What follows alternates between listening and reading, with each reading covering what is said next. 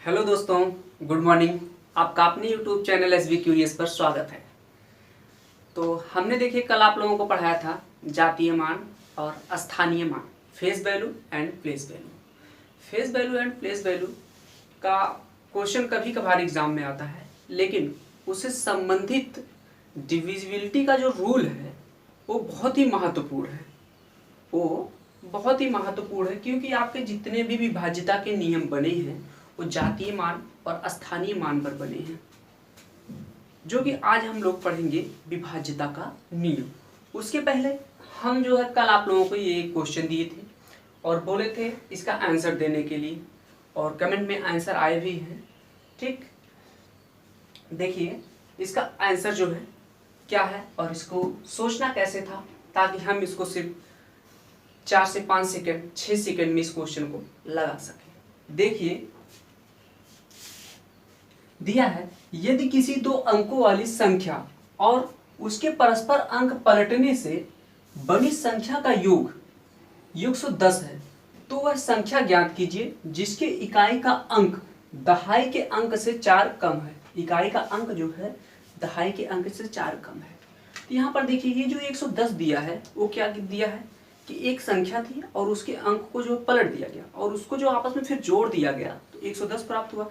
तो इस प्रकार से जब होता है तो सदैव किससे विभाजित होती है वो संख्या, वो जो योगफल प्राप्त होता है सदैव किससे विभाजित होता है, 11 से। ये सब कुछ मैं आप लोगों को कल क्लास में जो है बताया था। तो अगर आप इसको जब 11 से विभाजित कर देंगे, 110 को अगर 11 से आप जब काट देंगे तो कितना बचेगा, 10। और ये जो 10 बचता है, ये जो आपका 10 प्राप्त होता है वो क्या होता है, जो मूल संख्या है उसके अंकों का योग प्राप्त होता है। जो मूल संख्या उसके अंकों का क्या है, ये योग है।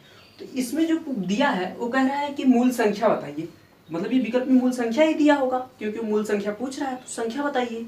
ठीक, मतलब इसमें जो संख्या है उसके अंक का योग 10 होगा, उसके अंक का योग क्या होगा, 10 होगा। तो देखिए किसके किसके अंक का योग 10 है, इसके भी अंक का योग 10 है, इसके भी 7 3 10। लेकिन ये 8 4 12 ये वाला नहीं हो सकता, 8 4 12 ये वाला नहीं हो सकता। अब देखिए इन दो विकल्पों में हम जो है कैसे लेंगे कौन सा आंसर सही है। अब देखिए अगला क्या कहा था कि जिसके इकाई का अंक दहाई के अंक से 4 कम है। अब इकाई का अंक जो है किस में दहाई के अंक से 4 कम है, देखिए इसमें जो इकाई का अंक है ये तो दहाई के अंक से 4 ज्यादा है ना कि कम। इसमें देखिए इकाई का अंक दहाई के अंक से 4 जो है क्या है, कम है। तो आंसर आपका कौन सा हो गया, बी आपका आंसर होगा, जो कि कंचन जी ने इसका आंसर सही दिया था। ठीक, देखिए अब आगे हम लोग चलेंगे डिविजिबिलिटी के रूल पे, विभाज्यता का नियम। अब आगे हम लोग सारा पढ़ेंगे विभाज्यता का नियम, बहुत विस्तार पूर्वक पढ़ेंगे विभाज्यता का नियम क्या होता है, कैसे बनता है, वो सब सारी चीजें आप लोगों को मैं बताऊंगा। यहाँ पर सिर्फ आप लोग धैर्य बनाए रखिए, बारी बारी से एक एक चीजें हम आपको देखिए जो है। आज हम लोग अब पढ़ेंगे विभाज्यता का नियम। आप लोगों को क्वेश्चन पीछे आंसर दे चुका। अब जो है विभाज्यता का नियम, डिविजिबिलिटी रूल क्या है, डिविजिबिलिटी रूल। अब डिविजिबिलिटी रूल में आप लोगों को एक के बारे में सभी को पता है कि जितनी भी संख्या है सब में एक से भाग चली जाती है। तो एक के बारे में कुछ बताना है नहीं कि एक की डिविजिबिलिटी का रूल क्या है। ठीक, और एक एक ऐसी संख्या है जो कि एक के सिवा और किसी संख्या से विभाजित नहीं होती है। ठीक, एक एक ऐसी संख्या है जो कि एक के सिवा किसी से विभाजित नहीं होती, लेकिन एक जो है ऐसी कोई संख्या नहीं है जिसको कि एक ना विभाजित कर पाए, वो सबको विभाजित कर देती है। ठीक, देखिए अब आगे हम लोग पढ़ेंगे दो की विभाज्यता का नियम। दो की विभाज्यता का नियम, या फिर यूं कहूं कि 2 की पावर n की विभाज्यता का नियम पढ़ेंगे हम। यहाँ पर देखिए पहले क्या है आपका दो को हम कैसे लिख सकते हैं, 2 की पावर 1, 2 की पावर 1। अब यहाँ पर ध्यान दीजिएगा, लिखा है यदि अंतिम एक अंक, यदि अंतिम एक अंक 2 की पावर 1 या फिर 2 की पावर 1 को ही हम 2 लिख सकते हैं, या फिर 2 की पावर 1 या फिर 2 से विभाजित हो जाए तो पूरी संख्या भी किससे विभाजित हो जाएगी, 2 की पावर 1 अर्थात 2 से विभाजित हो जाएगी, अर्थात 2 से पूरी संख्या भी विभाजित हो जाएगी। इतनी बातें समझ में आई। देखिए अगर अब यहीं पर ये तो आपके 2 की विभाज्यता का नियम हो गया। आप लोग सिंपली ये भी जानते होंगे, सोच रहे होंगे इस तरह से मैं आसान भाषा में क्यों ना कह दूं कि अंतिम में अगर किसी संख्या के अंतिम अंक अगर सम है तो वो 2 से विभाजित हो जाएगा। ये आसान है बोलना, सही बात है। लेकिन ये जैसे कि मैं ये कहूँ कि 2 की पावर n के विभाज्यता का नियम, ये उससे संबंधित है 2 की पावर n की विभाज्यता के नियम से। इसी प्रकार से कैसे सारे विभाज्यता के नियम बनते हैं वो सब यहाँ पर हम दिखाएंगे आपको। इस वजह से मैं इस भाषा में इसको लिख रहा हूँ।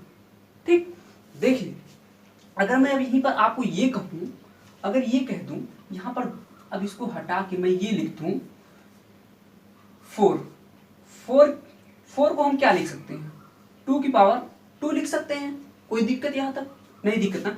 देखिए अब इसमें क्या होगा, यदि अंतिम एक अंक ना, अभी तक पावर यहाँ पर 1 थी तो यहाँ पर मैंने 1 लिया। देखिए अब यहाँ पर पावर 2 है तो यहाँ पर क्या लूंगा मैं 2।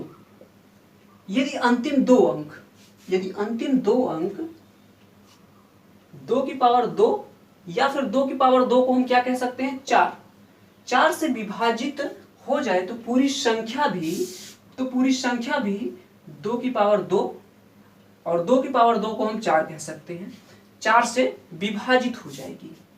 यदि अंतिम 2 अंक 4 से विभाजित हो जाए तो पूरी संख्या भी 4 से विभाजित हो जाएगी। अब देखिए मैं कहूँ 2 की पावर 2 कहूँ या फिर 4 कहूँ, बात एक ही है। यहाँ पर आप लोग ध्यान दीजिएगा, मैं हर बार ये दोनों चीज नहीं बोलूंगा। ठीक, कोई एक चीज लिखूंगा मैं। अगर इसको लिख दिया तो भी मतलब देखिए यहाँ पर दोनों लिखा होना बराबर है, या इससे भाग जाए या इससे भाग जाए, मतलब तो सेम ही है चीज ना। इतनी बात समझ में, मैं यहाँ पर बार बार दोनों नाम नहीं लूंगा। ठीक, देखिए अब अगर मैं यहाँ पर ले लूँ आपको, देखिए अगर मैं यहाँ पर कह दूँ 8 को हम कैसे लिख सकते हैं 2 की पावर 3। अब यहाँ पर 3 है ना, तो देखिए अंतिम 3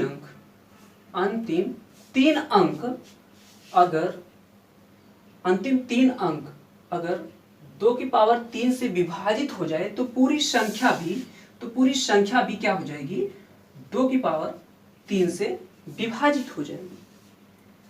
यदि अंतिम 3 अंक 2 की पावर 3 से विभाजित हो जाए तो पूरी संख्या भी 2 की पावर 3 से विभाजित हो जाएगी। ये जो है रूल, देखिए यहाँ पर 8 है ना, तो 8 की विभाज्यता का नियम है। किसकी विभाज्यता का नियम है? 8 की विभाज्यता का नियम है। अब देखिए अगर मैं यहीं पर ये कह दूं, यहीं पर मैं 16 ले लूं, 16 को क्या लिख सकते हैं 2 की पावर 4। अब यहाँ पर हो जाएगा अंतिम 4 अंक 2 की पावर 4 से विभाजित हो जाए तो पूरी संख्या भी 2 की पावर 4 से विभाजित हो जाएगी। तो पूरी संख्या भी 2 की पावर 4 से विभाजित हो जाएगी। 2 की पावर 4 का सेंस यहाँ पर क्या है 16 से, मतलब कहने का ये है यदि अंतिम 4 अंक 16 से विभाजित हो जाए तो पूरी संख्या भी 16 से विभाजित हो जाएगी। यहाँ पर इसको आप 16 भी कह सकते हैं क्योंकि 2 की पावर 4 इक्वल 16 ही है। यहाँ तक बात समझ में। अब देखिए यहाँ पर मैं कुछ भी करते जाऊं वो नियम ऐसे ही बनता जाएगा। अब देखिए यहाँ पर मैं अगर 32 ले लूं तो 32 को आप क्या लिख सकते हैं 2 की पावर 5। तो यहाँ पर अंतिम 5 अंक हो जाएगा। यदि अंतिम 5 अंक 32 से विभाजित हो जाए तो पूरी संख्या भी 32 से विभाजित हो जाएगी। अगर मैं अब यहीं पर ये कह दूं 64, क्या कह दूं 64, तो 64 को क्या लिख सकते हैं 2 की पावर 6। क्या कह सकते हैं अंतिम 6 अंक अगर 64 से विभाजित हो जाए तो पूरी संख्या भी 64 से विभाजित हो जाएगी। तो मैं यहाँ पर ये कह सकता हूँ ना, तो मैं यहाँ पर कह सकता हूँ 2 की पावर n यदि अंतिम n अंक, यही तो है अंतिम n अंक, यदि अंतिम n अंक 2 की पावर n से विभाजित हो जाए तो पूरी संख्या भी 2 की पावर n से विभाजित हो जाएगी। तो पूरी संख्या भी 2 की पावर n से विभाजित हो जाएगी। यहाँ तक बातें समझ में। अब वो चाहे 32 दिया हो 64 दिया हो या फिर मतलब 2 के जो है घात के रूप में कोई संख्या रहे तो उसके लिए ये नियम आप लगा सकते हैं। इससे आसानी से चेक कर सकते हैं कि उसके विभाज्यता का नियम क्या है। अंतिम के कितने अंक में भाग देके हम चेक कर सकते हैं कि वो उस संख्या से भाग जाएगी पूरी या नहीं जाएगी, या फिर कितना शेष बच सकता है। इस नियम का हम प्रयोग कर सकते हैं। अब आई बात यहाँ पर कि मैं ये बताया था कि ये नियम सारे आखिर बनते कहाँ से हैं। मैं आपको ये दिखाना चाहूँगा यहाँ पर कि ये सारे नियम आखिर बनते कहाँ से हैं। तो ध्यान दीजिए अब यहाँ पर कि ये नियम कैसे बनते हैं। अगर मैं ये कहूँ कि एक 2 अंक की संख्या ले लीजिए, अब 2 अंक की संख्या मान लीजिए ए बी है, ए बी एक 2 अंक की संख्या है। यहाँ पर ए इंटू बी मत समझिएगा, ए गुणे बी मत समझिएगा, ये मैं कह रहा हूँ एक 2 अंक की संख्या। अगर ये एक 2 अंक की संख्या है तो इसको हम कैसे लिख सकते हैं, 10a प्लस बी। ये सब मैंने कल की क्लास में आपको बताया था लिखने, ठीक ना, 10a प्लस बी। अब ध्यान दीजिए, इसको अगर मैं 2 से डिवाइड करूं, 2 से अगर भाग करूं, इसमें 2 से अगर भाग दूं तो ये वाला कट जाएगा कि नहीं, ये वाला कट जाएगा, तो यहाँ पर रिमाइंडर क्या बचेगा, अगर ये 10a जो है अगर एक कट जाएगा तो यहाँ पर रिमाइंडर क्या बचेगा, 0। अगर यहाँ पर ये जो b है अगर ये भी 2 से कट जाए तो यहाँ पर रिमाइंडर 0 बचेगा। अगर दोनों जो है ऐसे कट जाएंगे 2 से तो पूरा भाग चली जाएगी तो रिमाइंडर क्या बचेगा, 0। पूरा भाग चली जाएगी तो रिमाइंडर क्या बचेगा, 0। तो देखिए यहाँ पर क्या हुआ, इसमें तो भाग चली ही जा रही है आप देख रहे हैं, लेकिन अगर इसमें भी चली जाए, अगर इसमें ये इकाई का अंक है ना, अगर इकाई के अंक में भी भाग चली जाए तो पूरी भाग अगर चली जाए तो शेष पर क्या बचेगा फिर आपका, 0। मतलब कि 2 से भाग पूरी चली जा रही है। अब कितने लोगों के दिमाग में ये आ रहा होगा कि सर यहाँ पर तो प्लस है, तो अगर प्लस है तो फिर आप कैसे भाग दे ले रहे हैं, ऐसे भाग तो नहीं जाती है। देखिए मेरे भाई, आप लोग समझ नहीं पा रहे हैं यहाँ पर, क्या हम लोग इस तरह से नहीं लिख सकते, ध्यान दीजिएगा आप लोग। अगर जिसके दिमाग में ये बात आ रही है वो लोग बहुत गौर करिएगा यहाँ पर। क्या हम 10a/2 प्लस b/2 करेंगे तो ये बात यही लिखी गई है। अब ये देखिए यहाँ पर एक कट जा रहा है कि नहीं, 5 बार जा रही भाग, मतलब यहाँ पर रिमाइंडर क्या बच रहा है आपका, 0 बच रहा है। अब b में जो है 2 से भाग जा रही है कि नहीं जा रही है, बस मैं ये कह रहा हूँ यहाँ पर कि अगर 2 में जो है, अगर b में 2 से भाग पूरी चली जाए तो ये पूरी संख्या जो है क्या होगी, 2 से कट जाएगी। 2 के नियम में तो यही लिखा रहेगा था कि अगर अंतिम एक अंक 2 से पूरा विभाजित हो जाए तो पूरी संख्या क्या होगी, 2 से विभाजित हो जाएगी। यही नियम तो लिखा गया था। अब देखिए आगे और मैं समझा रहा हूँ आप लोगों को, इस पे तो अच्छे से समझ में हो सकता है। देखिए मैं अगर ले लूँ 3 अंक की संख्या ए बी सी एक 3 अंक की संख्या है, तो हम इसको कैसे लिख सकते हैं, ऐसे ही लिख सकते हैं ना, 100a plus 10b plus c। अब इसको हम कह दें कि आप 4 से भाग दीजिए, 4 से, तो देखिए ये 4 से पूरा इसमें कट जाएगा नहीं, ये 100 है तो 25 चौको 100 होता है ना, तो यहाँ पर रिमाइंडर क्या बच रहा है आपका, 0। अब देखिए इसमें क्या 4 से पूरी भाग जा रही है, 4 दूनी 8 नहीं जा रहा है ना।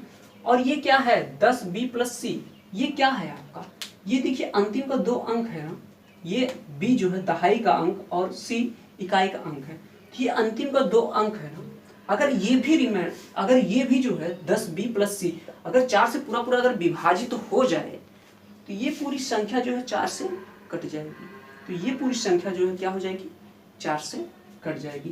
कहने का सेंस यहाँ पर ये है कि 10b प्लस c भी अगर 4 से पूरा कट जाए, अर्थात यहाँ पर रिमाइंडर 0 आए, तो पूरी संख्या में भाग देने के बाद रिमाइंडर क्या आपका आएगा, 0। रिमाइंडर मतलब शेष फल क्या प्राप्त होगा आपका, 0। यहाँ तक बातें समझ में, उम्मीद करते हैं आप लोगों को यहाँ तक समझ में आ गया होगा, ठीक। इन चीज़ों को ध्यान रखिएगा, ये आप मत सोचिएगा आखिर मैं यहाँ पर ये सब चीज़ें क्यों बता रहा हूँ। आप लोग भले ही विभाज्यता का नियम जानते होंगे, लेकिन इसके बिना जो कैट में, एसएससी मेंस में, सीडीएस में जो क्वेश्चन बनाए गए हैं, आप इसके बिना उन सवालों को नहीं लगा पाएंगे जब तक कि इनकी जानकारी आपके पास ना हो। बातें समझ में आई? इधर छोटे एग्जामों के लिए आपके लिए ये इतना पर्याप्त है, ये जो ऊपर लिखा है अभी मैं तब से बताया था, उतना जान गए हैं तो आप पर्याप्त है, लेकिन आगे बड़े एग्जामों के लिए ये भी जानना बहुत जरूरी है आपके लिए, इस वजह से मैं यहाँ पर ये आपको बता रहा हूँ। इतनी बात समझ में। अब देखिए जैसे कोई मैं संख्या ले लूँ, संख्या, अब देखिए कोई संख्या लेके आपको समझाऊँ। अगर मैं आपसे कोई संख्या ले लूँ यहाँ पर, अब मैं ये कहूँ कि ले लीजिए 5 6 7 8 9 2, मैं ये पूछूं आपसे, आप ये बताइए कि ये 4 से पूरा विभाजित है या नहीं, तो आप इसमें 4 से पूरा भाग नहीं देने लगेंगे। अब आप क्या करेंगे, आपको पता है कि अंतिम 2 अंक, 4 को क्या लिख सकते हैं, 4 को क्या लिख सकते हैं, 2 की पावर 2, 2 की पावर 2 मतलब कि यहाँ पर 2 अंतिम 2 अंक और किससे, 4 से, पूरा पूरा अगर विभाजित हो गया मतलब ये पूरी पूरी संख्या क्या होगी, 4 से विभाजित हो जाएगी। तो आप यहीं पर चेक कर लीजिए क्या हो गया, 4 दूनी 8, 1 शेष 4 तिहाई 12, यहाँ पर रिमाइंडर क्या बचा 0। मतलब कि ये पूरी पूरी संख्या जो है क्या है 4 से विभाजित है। ये पूरी पूरी संख्या क्या है 4 से विभाजित है। अगर मैं अब यहीं पर ये कह दूं, अगर यहीं पर मैं ये कह दूं कि बताइए ये संख्या 8 से क्या पूरा पूरा विभाजित है, तो 8 से विभाजिता का नियम आप क्या देखे हैं कि अंतिम का 3 अंक, अंतिम का 3 अंक कौन कौन सा है 8, 9, 2। अगर ये 8 से पूरा पूरा विभाजित हो जाएगा तो मतलब ये पूरी पूरी संख्या क्या है 8 से विभाजित हो जाएगी। अगर नहीं होगा तो मतलब कि नहीं विभाजित होगी। तो देखिए इसमें कितनी बार भाग जा रहा है 8 एकम 8, 8 एकम 8, यहाँ पर कितना हो गया 12, 12 हो गया, फिर भी 8 एकम 8 एक ही बार जाएगा तो कितना बचा, शेष कितना बच गया 4। तो यहाँ पर रिमाइंडर आपका 4 बच जा रहा है, रिमाइंडर 4 बच जा रहा है।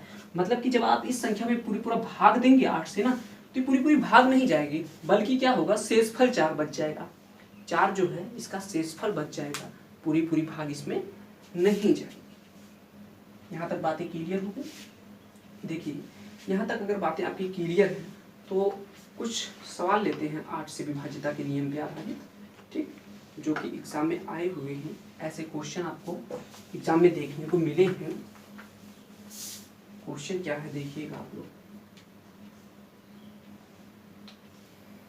देखिए क्वेश्चन है 6, 7, 8, 9, 7x5।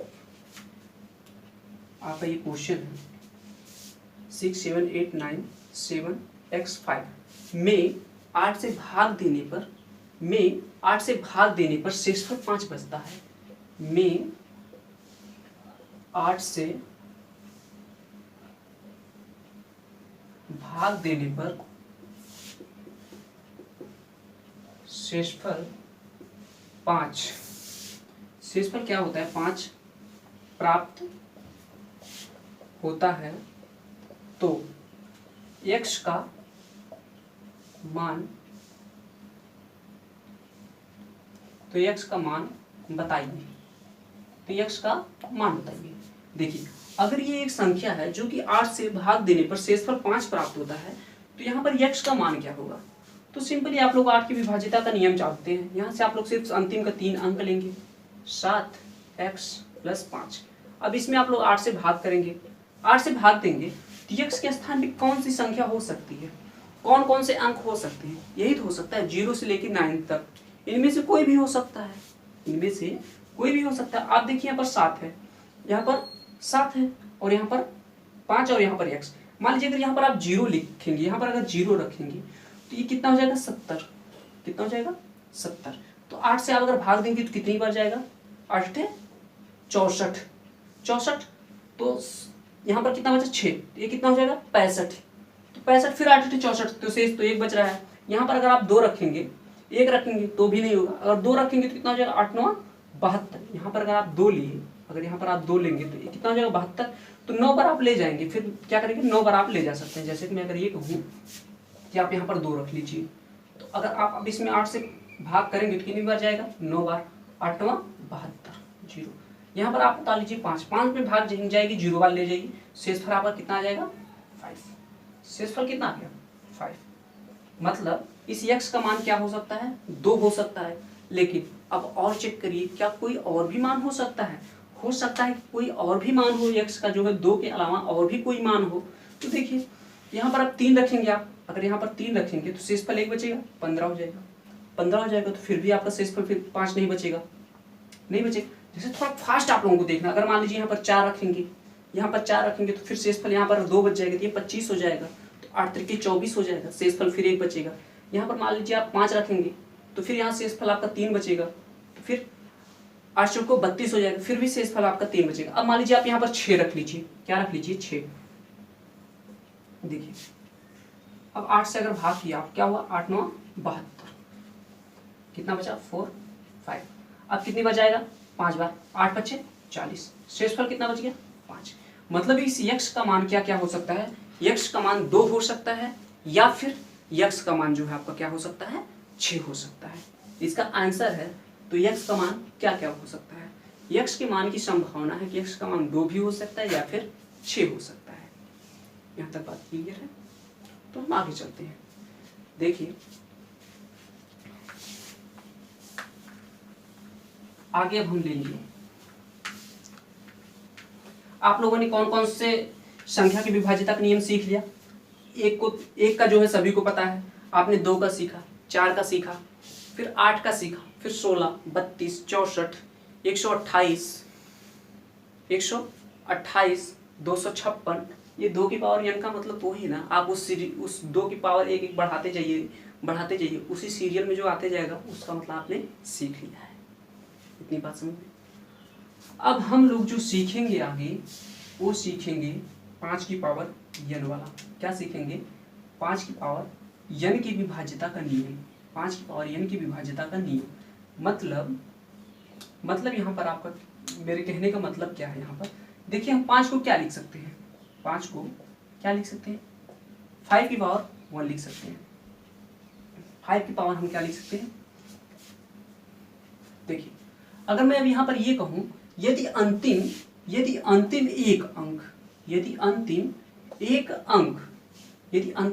अंक 5 की पावर 1 से विभाजित हो जाए तो पूरी संख्या भी 5 की पावर 1 से विभाजित हो जाएगी। तो पूरी संख्या भी 5 की पावर 1 से विभाजित हो जाएगी। इतनी बात समझ में। जैसे अगर मैं कहूँ, आप विभाज्यता का नियम चेक कीजिए, जैसे मैं कहूँ आपसे ये बताइए,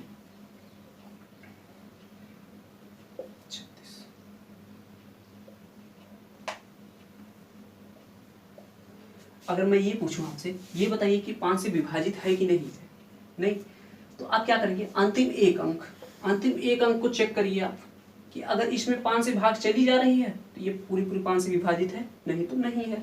आप इसको नॉर्मली ये भी जानते हैं कि अगर किसी संख्या के अंतिम अंक 5 हो या फिर 0 हो तो वो संख्या पूरा 5 से विभाजित हो जाती है। तो हम इतना लंबा चौड़ा इस तरह से क्यों बता रहे हैं, क्योंकि हम एक साथ बहुत सारे उसके एक सीरियल वाइज जो है एक सीरीज उसकी बन जा रही है, इस पैटर्न की एक सीरीज बन रही है, 5 पावर n की एक सीरीज बन जा रही है। इस वजह से मैं इसको इस रूप में समझा रहा हूँ, ये ना कह के कि अंतिम अंक 5 और 0 हो तो संख्या पूरी 5 से अवश्य विभाजित हो जाएगी।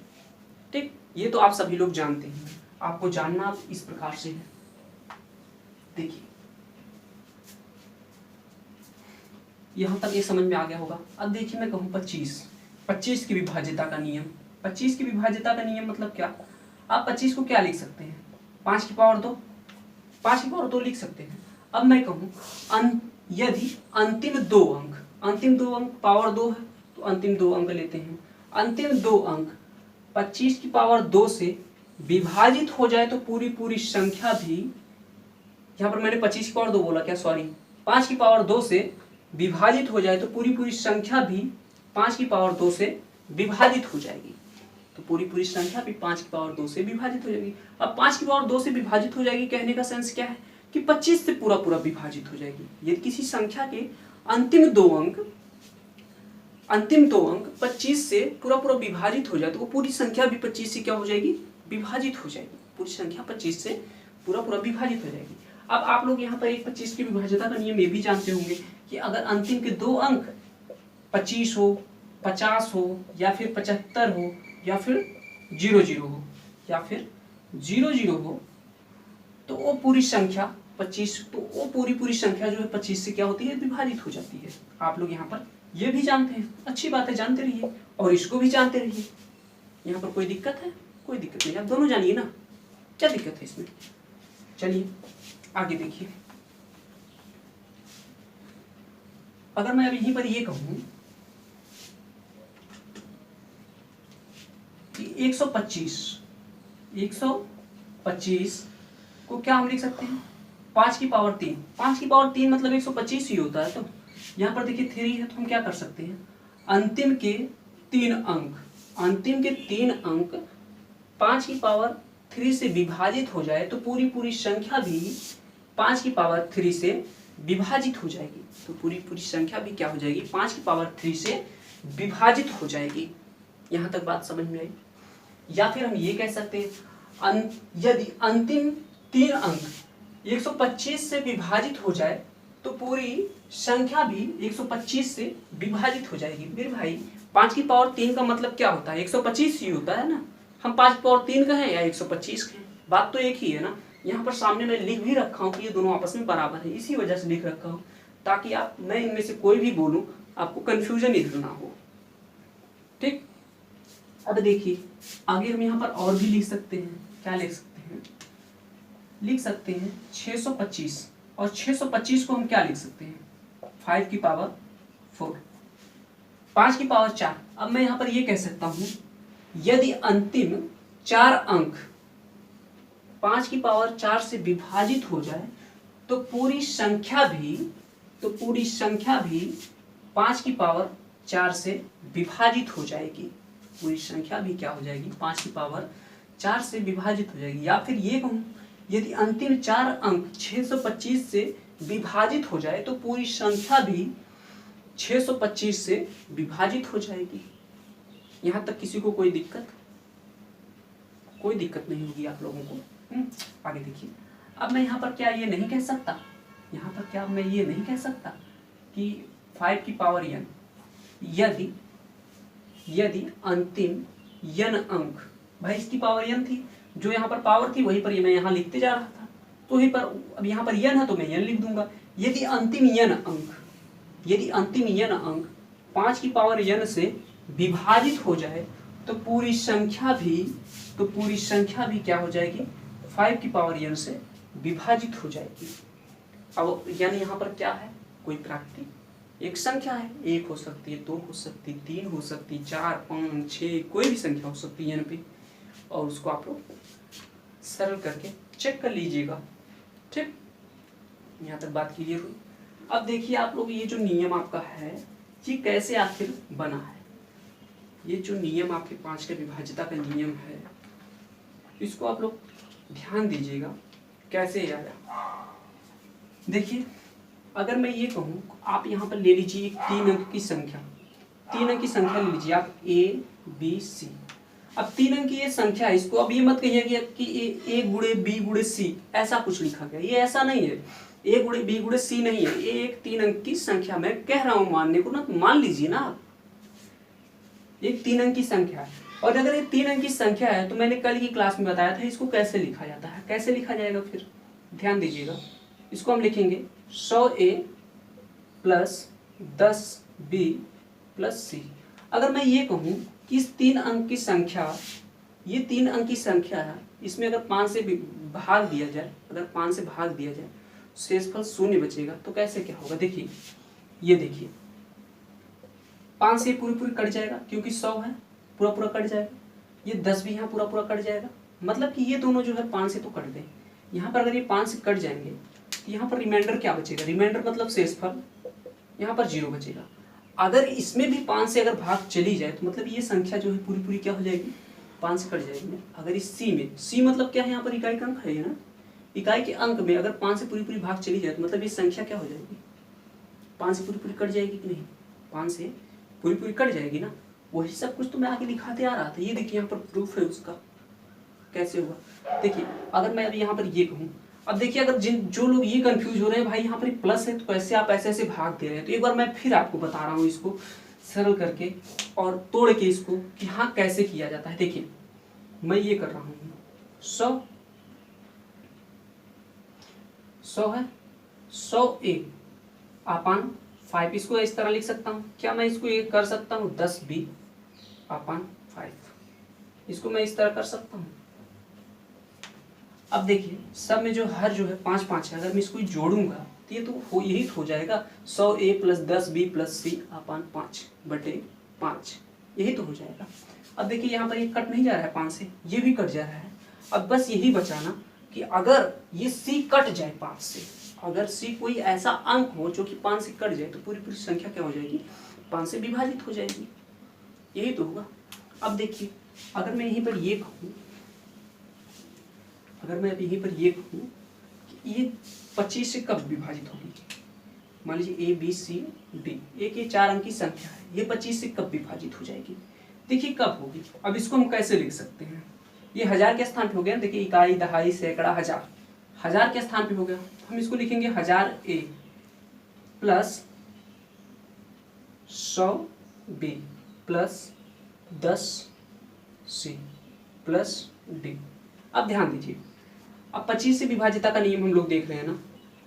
देखिए 25 से इसमें पूरी पूरी भाग चली जाएगी, नहीं चली जाएगी भाई, 25 चौको 100, 40 बार ले जाएंगे, चली जाएगी। ठीक, अब देखिए इसमें चली जाएगी नहीं, ये चली जाएगी, चार बार ले जाएंगे, 25 चौको 100, पूरी पूरी कट जा रही है।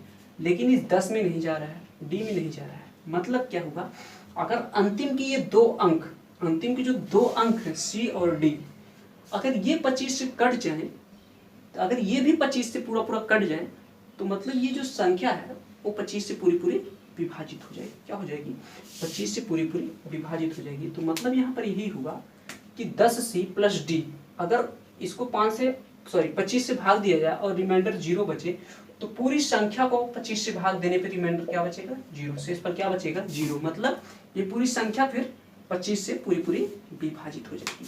ये इतनी बात समझ में आई। आपका ये नियम यहाँ से बनता है। ये देखिए स्थानीय मान जाति मान का रूल लगा रहे हैं हम यहाँ पर। यही तो हुआ, यही तो मैं बोल रखा था, स्थानीय मान जाति मान के प्रयोग से ही हम सारे रूल बनाते हैं। यहाँ तक क्लियर है। तो अब हम आगे लेंगे 3 और 9 की विभाज्यता का नियम। 3 और 9 की विभाज्यता का नियम अब हम लेंगे आगे।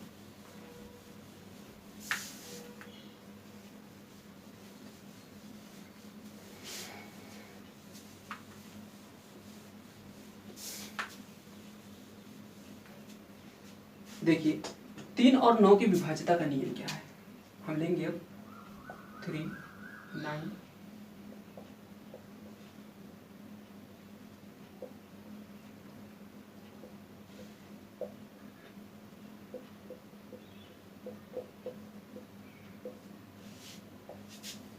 देखिए 3 और 9 की विभाज्यता का नियम।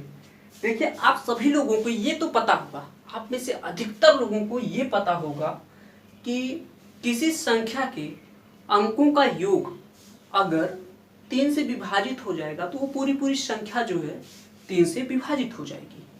तो वो पूरी पूरी संख्या क्या हो जाएगी, 3 से विभाजित हो जाएगी।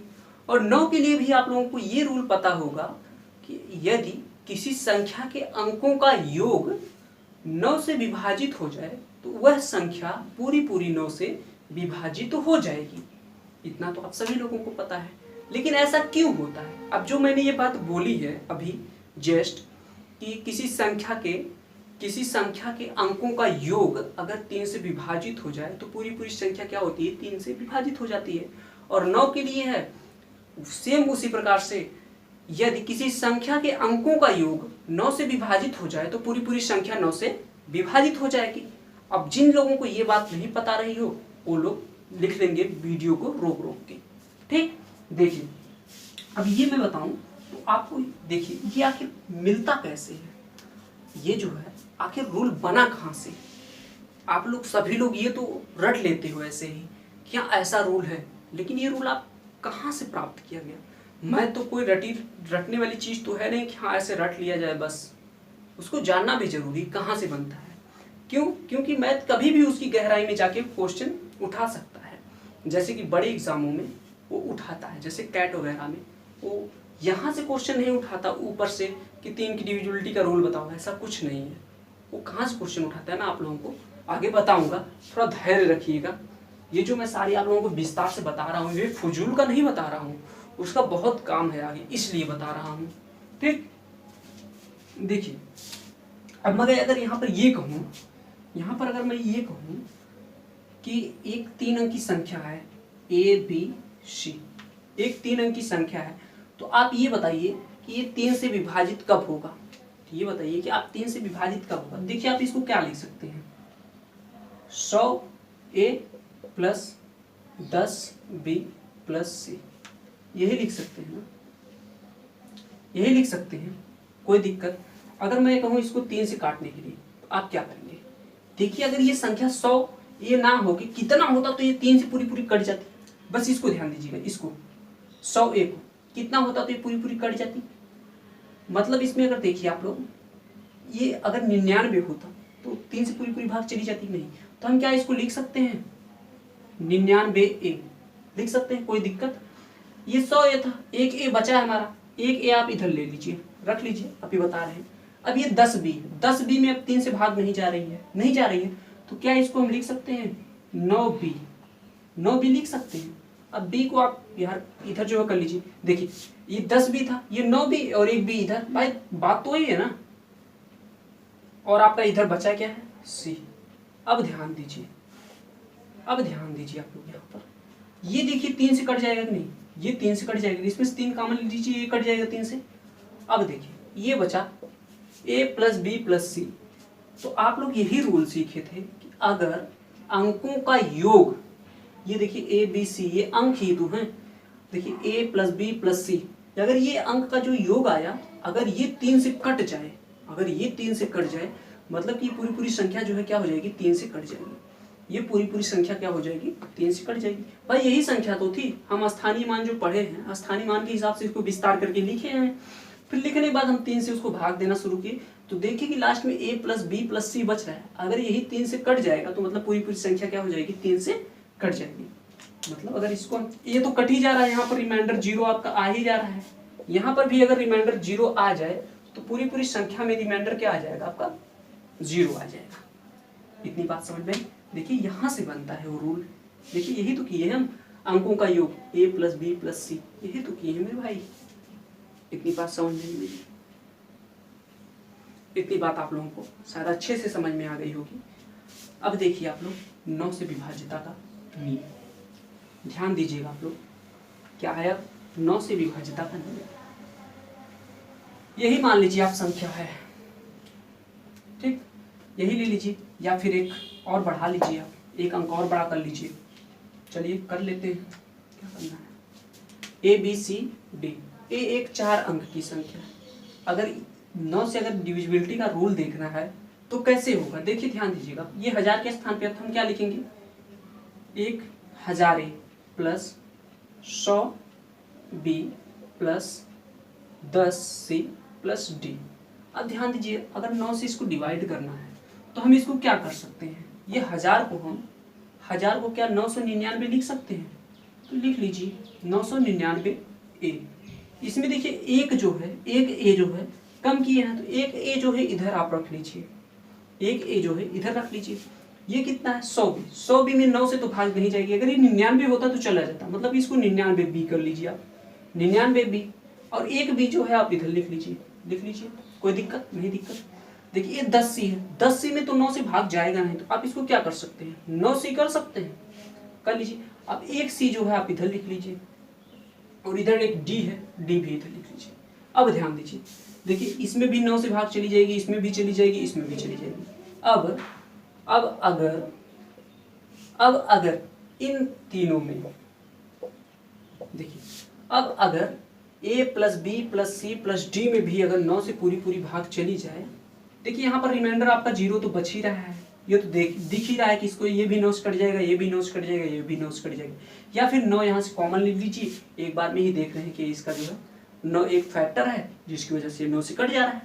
तो यहाँ पर क्या प्राप्त हो रहा है कि a plus B plus C plus D, मतलब ये जो है a b c d क्या थे, अंक ही थे, वही अंकों का तो योग ही है ना। अगर ये भी 9 से कट जाएंगे तो मतलब ये पूरी पूरी संख्या क्या हो जाएगी, 9 से कट जाएगी। ये तो रिमाइंडर 0 आया, यहाँ पर भी अगर रिमाइंडर 0 आ गया तो पूरी पूरी संख्या जो है 9 से विभाजित हो जाएगी और रिमाइंडर क्या बच जाएगा, 0, शेषफल क्या बच जाएगा आपका, 0। ये 9 की विभाज्यता का नियम था। इतनी बात समझ में आई आप लोगों को, कोई दिक्कत यहाँ तक, किसी को अगर कोई दिक्कत हो तो कमेंट कर सकते हैं आप और बताइए क्या कोई दिक्कत है यहाँ तक। अगर दिक्कत नहीं है तो हम आगे चलेंगे, ठीक। अगर आप लोगों को यहाँ तक कोई दिक्कत नहीं है तो हम फिर आगे चलते हैं, इसी पे कुछ सवाल लेते हैं कि सवाल कैसे बनते हैं, छोटे छोटे सवाल और बड़े बड़े सवाल फिर हम कर लेंगे, और ठीक। देखिए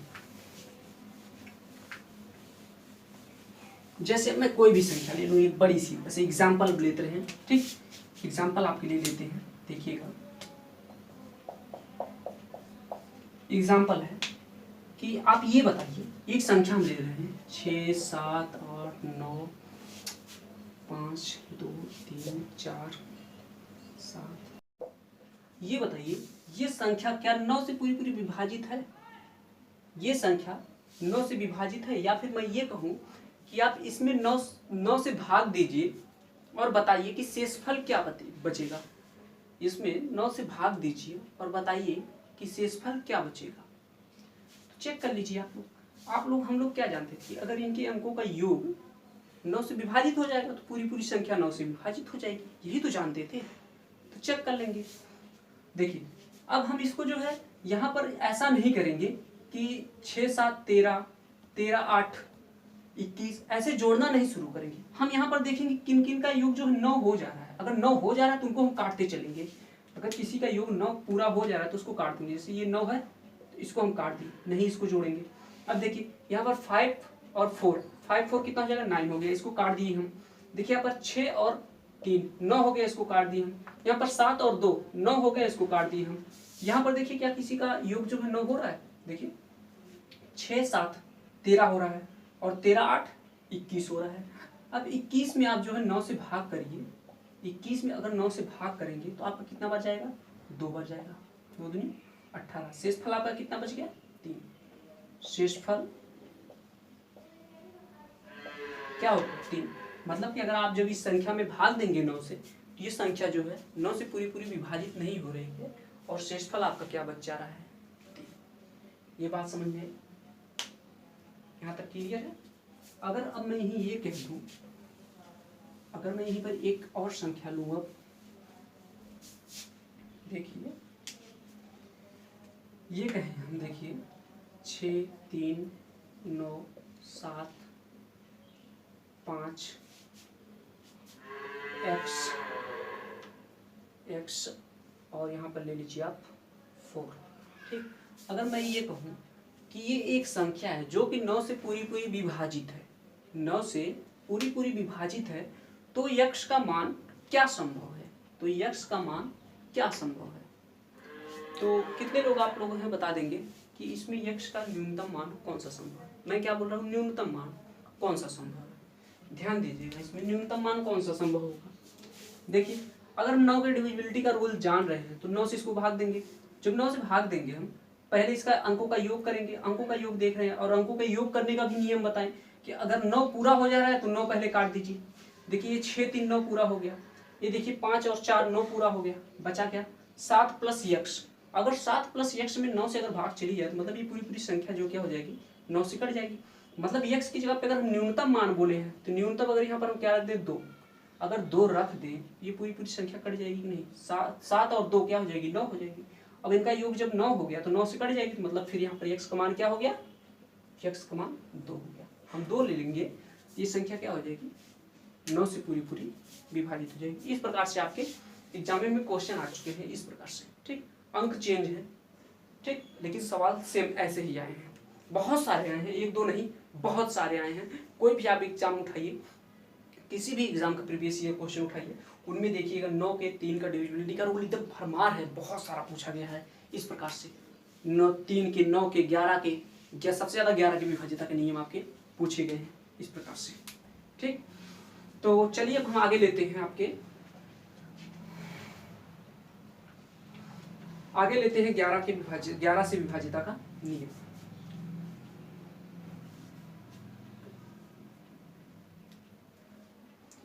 देखिए आगे 11 से विभाज्यता का नियम। 11 से विभाज्यता का नियम क्या है, यदि किसी संख्या के एकांतर अंकों के योग का अंतर, एकांतर अंकों के योग का अंतर 11 से विभाजित हो जाए तो पूरी संख्या 11 से विभाजित हो जाएगी। तो पूरी संख्या क्या हो जाएगी 11 से विभाजित हो जाएगी। देखिए मैं इसको एग्जाम्पल लेके समझाता हूँ, तब आप लोगों को समझ में आएगा कि इसका कहने का मतलब क्या है, ये जो वाक्य लिखा गया ये क्या कह रहा है। देखिए जैसे अगर मैं कह दूं यहाँ पर कि आप ले लीजिए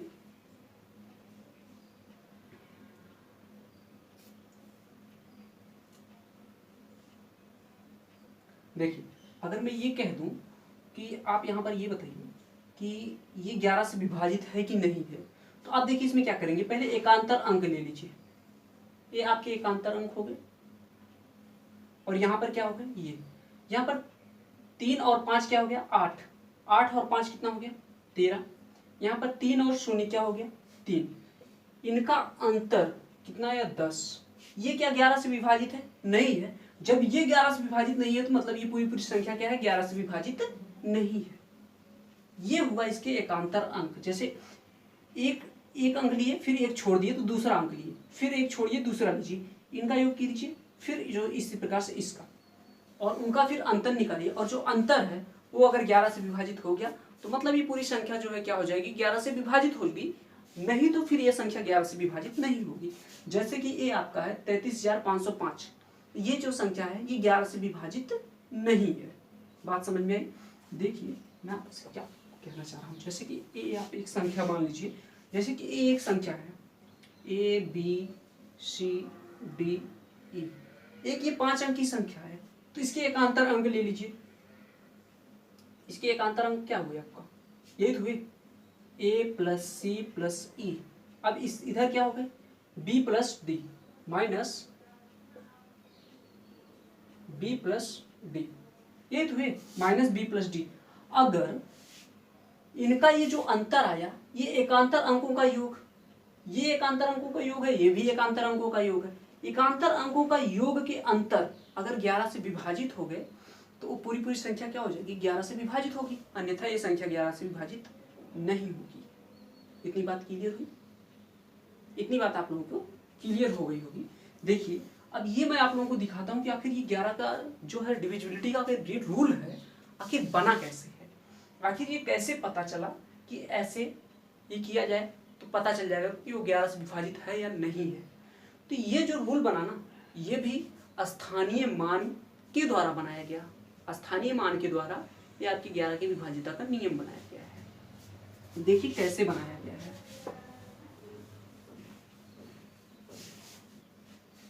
ध्यान दीजिएगा आप लोग, मैं यहाँ पर एक संख्या ले लूँ ABCDE, एक 5 अंक की संख्या है।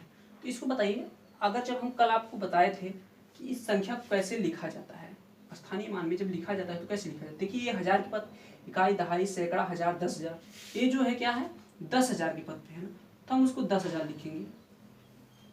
10,000 A plus 1000 B plus 100 C plus 10 D plus E। ध्यान दीजिएगा, ये बहुत महत्वपूर्ण चीज मैं आप लोगों को बता रहा हूँ। शायद आप लोगों में से अधिक लोग ये पहली बार देखेंगे। ये तो सभी लोगों को, अधिकतर लोगों को ये चीजें पता थी जो कि ये ऊपर लिखा हूँ, ये अधिकतर लोगों को पता रही होगी, लेकिन ये जो बताने जा रहा हूँ ये शायद आप लोग पहली बार देख रहे होंगे कि आखिर 11 की डिविजिबिलिटी का रूल कैसे बनता है। ध्यान दीजिएगा, अगर मैं यहाँ पर अभी ये कहूँ कि अगर इसको 11 से डिवाइड करना है तो बताइए 11 से डिवाइड कब होगा, ये 11 से डिवाइड कब होगा। अगर मैं इस 10,000 को अगर एक कम कर दूं ये कितना हो जाएगा, तो कितना हो जाएगा 9,999 हो जाएगा ना। तो अगर इसको हम लिख लिए ये कर दें 9,999 ए कर दें, कोई दिक्कत? इसमें एक ए हमने कम किया तो एक ए हम इधर लिख ले रहे हैं, अभी एक ए जो है इधर हम अभी लिख ले रहे हैं, किसी को कोई प्रॉब्लम? देखिए अब ये जो है आपका 1000, ये जो है 1000, अगर 1000 को हम क्या करें कि 11 से डिवाइड हो जाए, अगर क्या करें इसको कि 11 से डिवाइड हो जाए। ध्यान दीजिएगा, अगर इस 1000 को अगर हम 1001 कर दें तो क्या 11 से डिवाइड हो जाएगा। अगर इस 1000 को अगर हम 1001 कर दें, ध्यान दीजिएगा, अगर हम 1000 है, अगर इसको हम 1001 कर दें, तो देखिए इसकी एकांतर अंकों का योग करिए। 1 और 0 क्या हो गया 1, 0 और 1 क्या हो गया 1। अब 1 का अंतर क्या होगा 0, और 0 क्या है 11 से विभाजित है। जब 0 11 से विभाजित हो जाएगा तो पूरी पूरी संख्या 11 से विभाजित है। इतनी बात समझ में? तो हम इसको क्या कर देंगे 1001 बी कर दिए। अब देखिए ये तो था 1000 बी, मैंने 1001 बी कर दिया, एक अधिक कर दिया। जब एक अधिक कर दिया तो एक बी यहाँ पर माइनस कर दीजिए, कोई दिक्कत? किसी को कोई प्रॉब्लम यहाँ तक नहीं ना? तो आगे चलते हैं। अब ये देखिए 100 सी था, 100 सी है, अगर इसको हम एक कम कर दें तो कितना हो जाएगा 99 सी हो जाएगा। और 99 11 से विभाजित है, बिल्कुल है, सभी लोगों को साफ साफ दिख रहा होगा कि 11 9 99 क्या हो जाएगा 99 सी कर दीजिए। अब इसको मैंने एक कम किया ना तो इसको एक सी जो है यहाँ पर जोड़ दीजिए। यहाँ तक किसी को कोई प्रॉब्लम? किसी को कोई यहाँ तक प्रॉब्लम? अब देखिए ये क्या है आपका 10D है, 10D में अगर 11 से भाग देंगे तो क्या हो रहा है, 1 कम पड़ रहा है ना, तो आप इसको डी को जो है 1 बढ़ा लीजिए, क्या कर दीजिए आप 11 डी कर दीजिए, 11 डी कर दीजिए, यहाँ तक कोई दिक्कत। अगर 1 डी यहाँ पर बढ़ाए हैं तो 1 डी आप घटा दीजिए ना, 1 डी जो है आप कम कर दीजिए, ये 11 डी माइनस डी कर दीजिए, कोई प्रॉब्लम यहाँ तक किसी को, कोई दिक्कत नहीं। अब बचा ई बचा है तो ई को आप वैसे ही लिख लीजिए, लिख लिए। अब देखिए 11 से विभाजित करेंगे, ध्यान दीजिएगा आप यहाँ तक। इसको और हम क्या कर सकते हैं, इसको अब देखिए ये यहाँ तक ये जो संख्याएं इतनी, ये तो 11 से विभाजित हो गई।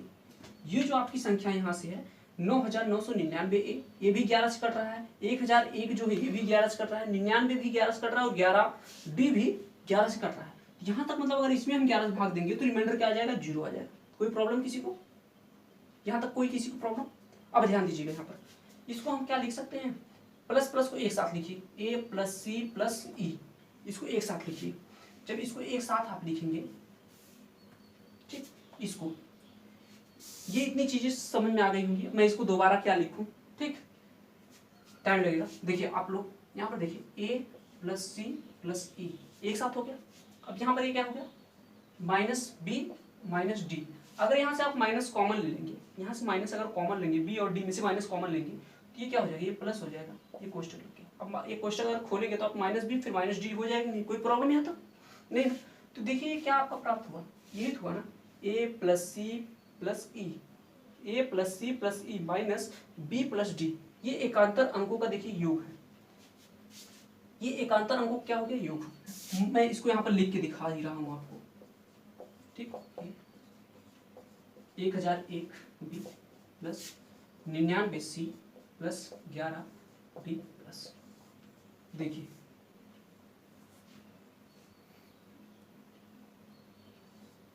यहाँ पर ये प्लस का निशान है, ठीक। अब देखिए यहाँ हम जब 11 से भाग दे रहे थे, यहाँ पर क्या आ जा रहा है, रिमाइंडर 0 आ जा रहा है, यहाँ से लेके यहाँ तक। अगर इसमें भी जब अगर इसका ये जो डिफरेंट है,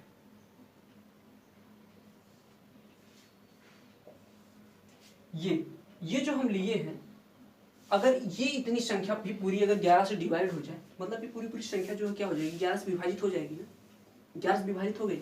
अब ये देखिए ये क्या आपका मिला है, ध्यान दीजिएगा, इसी बात पे आपको गौर करना है, इसी बात पे। देखिए ये क्या है आपका, ए है फिर सी है फिर ई है, देखिए ए सी ई, ये क्या है, एकांतर अंक ही है, एकांतर अंकों का योग हुआ। अब देखिए ये बी और डी क्या है, ये यहाँ पर एकांतर अंकों का योग हो गया, और उन्हीं का देखिए ये अंतर है, क्या है, उन्हीं का अंतर है। और उन्हीं का अंतर अगर ये 11 से डिवाइड हो गया तो मतलब क्या हुआ, फिर ये पूरी संख्या 11 से डिवाइड हो गई। बात समझ में आई मेरी, तो फिर ये पूरी संख्या क्या हो गई, 11 से डिवाइड हो गई। तो यही जो है आपके स्थानीय मान से, ये देखिए आपका ये रूल निकाला गया था 11 से विभाज्यता का नियम, 3 से विभाज्यता का नियम, 9 से विभाज्यता का नियम, या फिर कहूँ कि 2 की पावर n वाले सीरीज का जो है उसकी विभाज्यता का नियम, 2 की पावर 5 वाली सीरीज का जो है विभाज्यता का नियम, वो सब कहाँ से निकाला गया है, आपके स्थानीय मान के द्वारा निकाला गया है, प्लेस वैल्यू से जो आपकी इन सब विभाज्यताओं के नियम को निकाला गया है। और इन पे आधारित फिर बहुत अच्छे अच्छे क्वेश्चन आपके जो है कहाँ पर बने हैं, टेट के एग्जाम में बने हैं, सीडीएस में बने हैं, सीरियल मेंस में क्वेश्चन आए हैं, बहुत बेहतरीन क्वेश्चन इन सब पे आए हुए हैं, ठीक। बात समझ में आ रही है। अब आगे हम जो है आप लोगों को अभाज्य संख्याओं की विभाज्यता का नियम बताएंगे, और वहां पर ये भी बताएंगे कि अभाज्य संख्याओं की विभाज्यता का नियम कैसे बनाया गया है, कैसे है। आप लोग सोच रहे होंगे कि मैं आज 7 का क्यों नहीं बताया, 7 का भी मैं कल बताऊंगा, क्योंकि वो अभाज्य संख्या है और उसी पे आधारित उसका नियम है, ठीक। 11 का भी नियम जो आप लोग अभी सोच रहे होंगे, 11 भी तो एक अभाज्य संख्या थी, हाँ, तो इसका भी उस नियम पे लग जाएगा, लेकिन इसका एक इधर विशेष रूल भी था, तो इस वजह से हम इसको यहाँ पर भी किए हैं। इतनी बातें मेरी समझ में आ गई होंगी आप लोगों को, यहाँ तक किसी को कोई प्रॉब्लम, किसी को कोई प्रॉब्लम नहीं होगी, अब उम्मीद यही करते हैं। आप लोग इसको एक बार फिर से देखिएगा अगर जिनको ना समझ में आ रहा हो, क्योंकि ये एक बहुत महत्वपूर्ण चीज है। ये विभाज्यता का नियम आपको बहुत ज़्यादा यूज में आएगा, बहुत ज़्यादा आपको यूज करना रहता है इसको, इस वजह से विभाज्यता का नियम बहुत ध्यान दीजिएगा आप लोग, ठीक। और इसको रिवाइज जरूर करिएगा इस चैप्टर को, क्योंकि ये थोड़ा, ये सारी चीज़ें आप लोगों को पहली बार मिली होगी, जो कि इसलिए पहली बार अगर कोई चीज़ मिल रही है तो फिर बहुत तेजी के साथ भूलती भी है, इस वजह से उसको आप एक बार और देखिए। यहाँ तक बात समझ में आ गई, तो बस हम अब यहीं पर रोक रहे हैं, आगे पहले कुछ कल जो है आएंगे तो पहले आगे कुछ सवाल लेंगे और उसके बाद अभाज्य संख्याओं के जो है विभाज्यता का नियम बताएंगे और वो कैसे बनते हैं। आप लोग जो है बहुत अच्छे से अच्छे बड़े से बड़े अभाज्य संख्याओं के विभाज्यता का नियम खुद बनाना सीख लेंगे, ये आप लोगों से वादा है मेरा। ठीक, तो बस हम अभी यहीं पर स्टॉप लेते हैं।